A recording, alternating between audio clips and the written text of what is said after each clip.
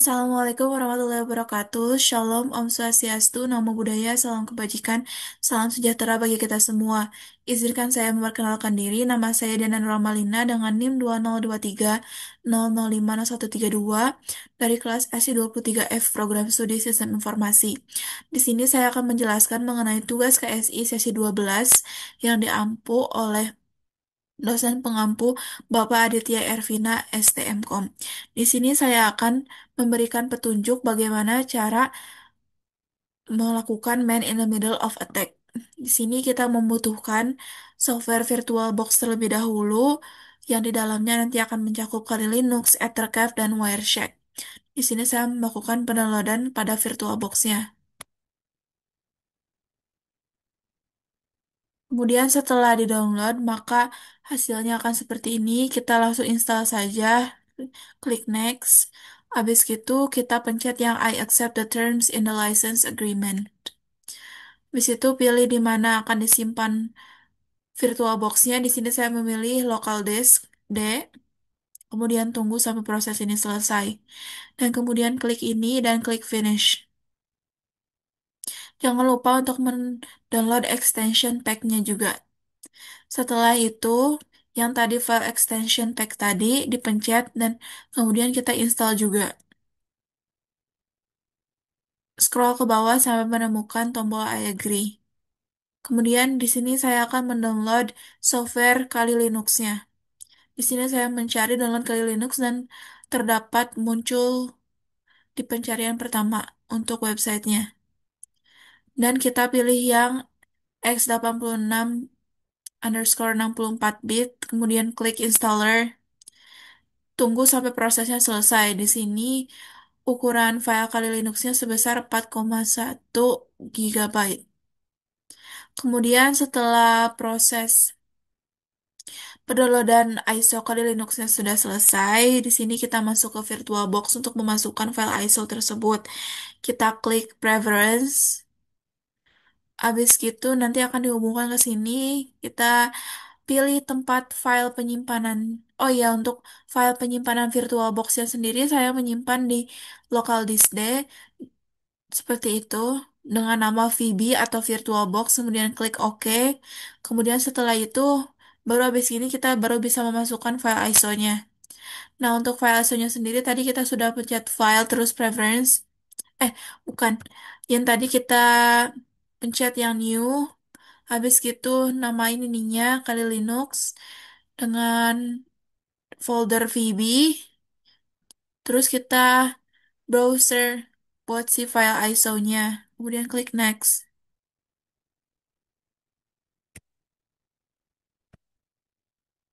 Ini untuk pembagian partisi seperti motherboard, prosesor, dan lainnya. Kemudian di sini tadi tuh sempat ada gagal, jadi saya membuat ulang dengan nama Linux sekali dan ini berhasil dan bisa di running. Di sini saya memilih graphical install, pencet itu. Habis itu nanti kita disuruh untuk memilih bahasa yang kita inginkan, namun karena agar tidak susah dan netral untuk semua orang, saya memilih yang English. Ya, seperti itu.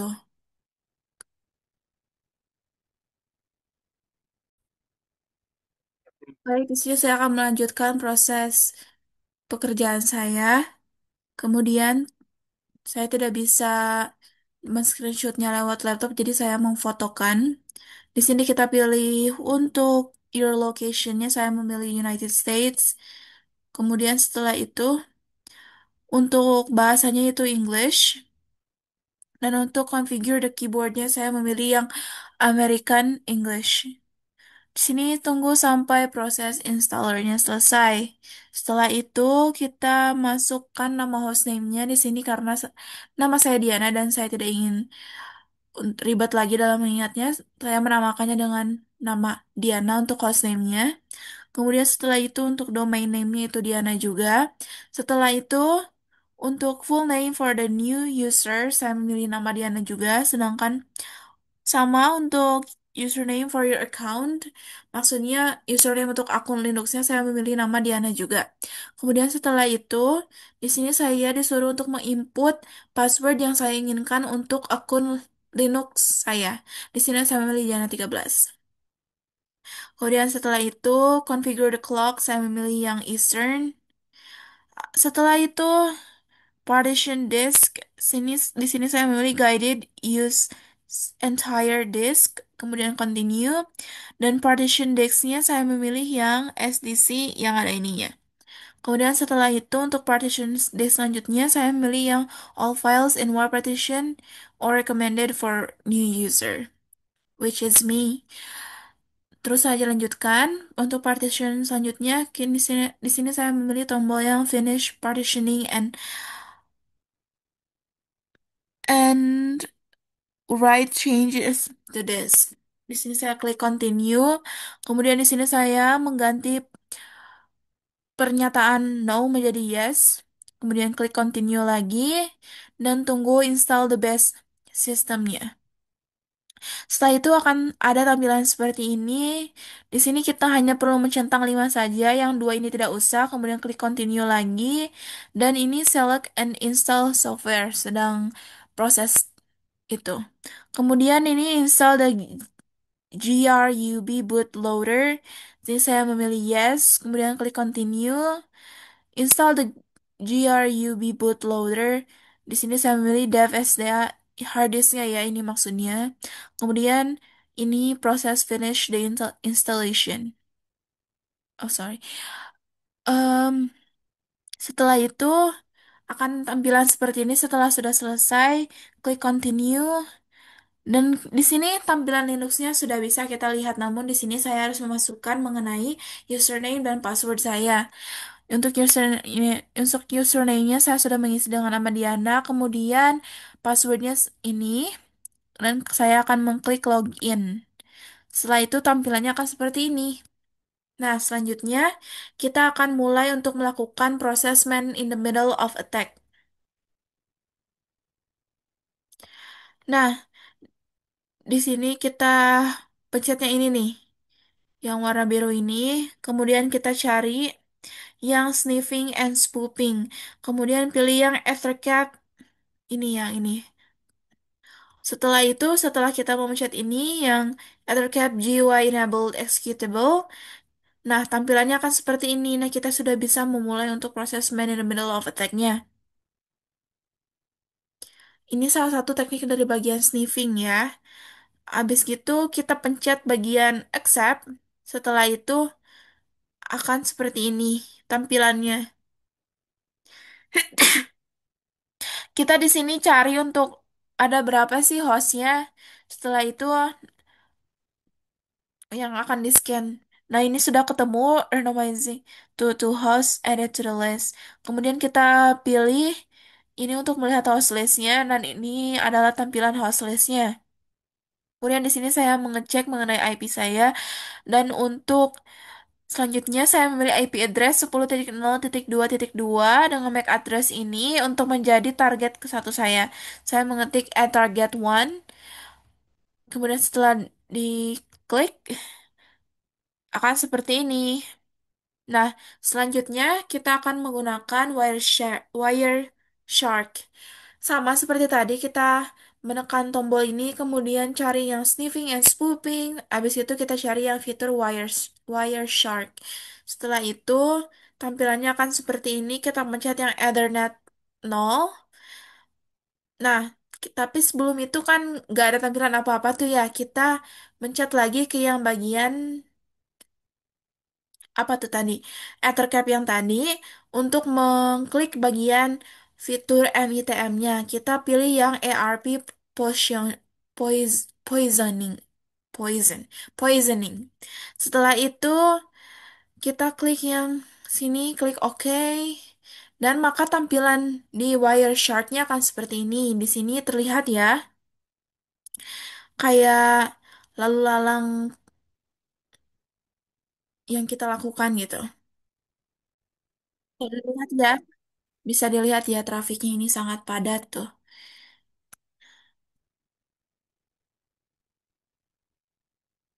Seperti ini.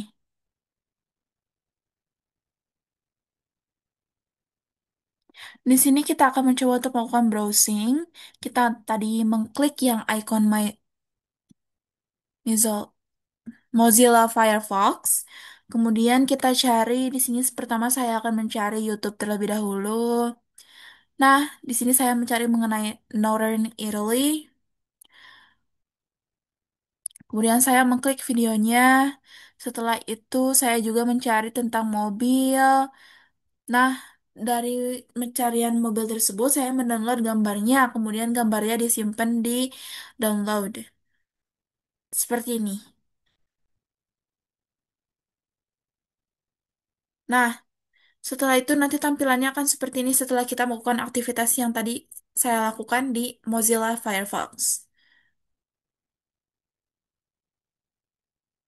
Nah, di sini tapi kita stopnya tuh pada bagian ini nih, yang ini yang di samping biru ini. Nah, kalau ada di stop kan hasilnya bakal kayak gini ya. Nah, di sini kan banyak sekali ya traffic yang bisa kita dapatkan. Kemudian,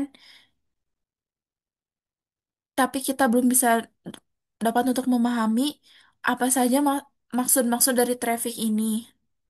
Di sini kita bisa melakukan sortir dengan cara memanfaatkan fitur ini ya. Tuh, di sini misalnya ketik HTTPS atau misalnya kayak gini. IP.addr sama dengan 10.0.2.15. Nanti kita klik saja tombol panah yang belah sana. Habis itu nanti keluar akan seperti ini yang hasil untuk IP ADR 10.0.2.15.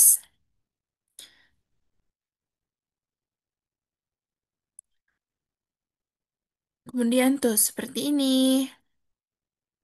Selanjutnya bisa juga ditambahkan dan HTTP. Nanti pas kita pencet yang tanda panah yang sebelah sini nih pokoknya itu bisa juga dilihat yang mana aja yang munculnya di traffic ini. Kemudian setelah itu kita juga bisa melihat nih setiap ini yang kita mau cek gitu dengan cara dilihat lebih detailnya kita klik kanan terus pilih yang bagian follow, pilih yang bagian TCP streamnya. Setelah itu kita bisa melihat nih komunikasinya ini kan komunikasi dari laptop kita kita memberikan perintah lalu ini balasannya gitu dari komputernya. Seperti itu. Selain itu kita juga bisa mensortir misalnya lewat HTTP-nya. Klik yang mana aja, terus kita klik kanan, klik follow, klik yang HTTP streamnya. Dan ini adalah cara komunikasinya gitu antara komputer dengan internetnya. Ini misalnya perintahnya, ini balasannya, seperti itu.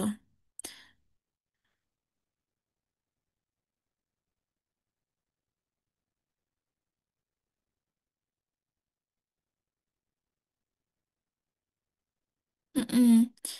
Habis gitu, yang ini tuh yang merah tuh artinya komunikasi request. Sedangkan yang di bawah ini itu adalah reply.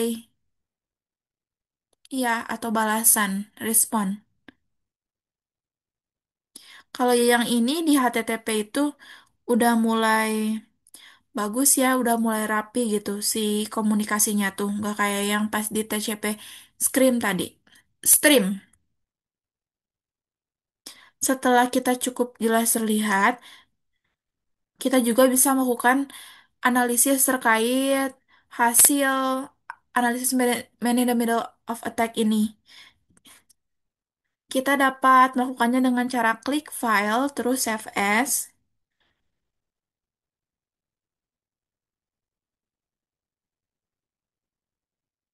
Nanti kita bisa menganalisis paket ini gitu. Nah, di sini yang namanya tes. Kemudian cari apaket.com. Bukan yang ini, tapi yang ini. Kemudian upload file. Namun di sini saya tidak bisa menguploadnya karena filenya terlalu besar.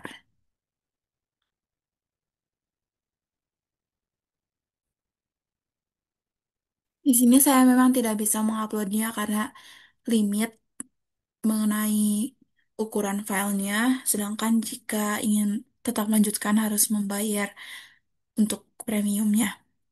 Namun di sini saya akan tetap menjelaskannya melalui video yang saya ambil dari penjelasan Pak Adit mengenai Man in the Middle of Attack ini.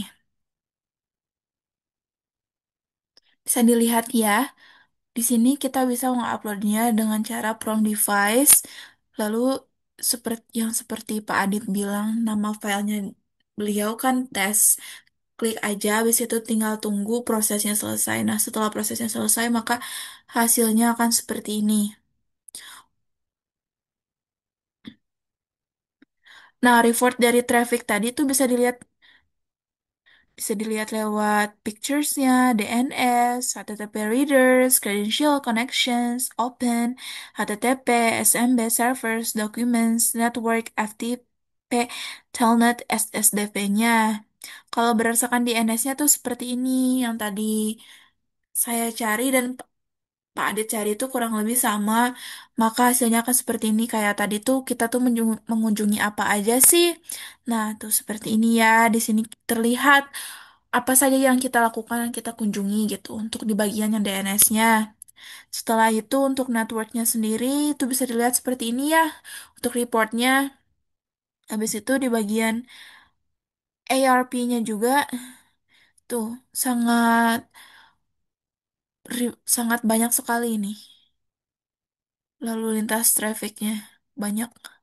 Kemudian itu untuk bagian ARP-nya.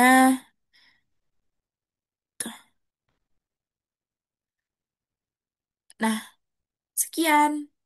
Sekian penjelasan dari saya mengenai cara melakukan man in the middle of attack. Namun, bagaimana sih cara menghindari serangan man in the middle of attack berdasarkan video yang saya lihat dari video YouTube punyanya Pak Adit. Yang pertama itu menghindari WiFi tanpa password. Jadi kita jangan seenaknya gitu masuk ke WiFi yang nggak ada passwordnya mentang-mentang kayak itu bisa kita bilang gratis, namun belum tentu aman untuk perangkat kita. Kemudian yang kedua, tidak mengakses informasi sensitif ketika menggunakan WiFi publik. Biasanya WiFi publik seperti yang dipunya oleh dinas-dinas tuh kayak yang di perpustakaan, nah yang kayak gitu itu kan publik ya. Kita tidak boleh sembarang untuk mengaksesnya karena siapa tahu itu terdapat serangan yang bisa menghancurkan kita. Kemudian yang ketiga, hanya mengakses website dengan HTTPS saja. Jadi kalau misalnya si websitenya itu nggak punya HTTPS, kita nggak boleh asal untuk mengkliknya gitu. Karena takut bahaya ke kitanya. Kemudian yang keempat, menggunakan VPN agar lebih aman. VPN itu Virtual Private Network. Seperti itu.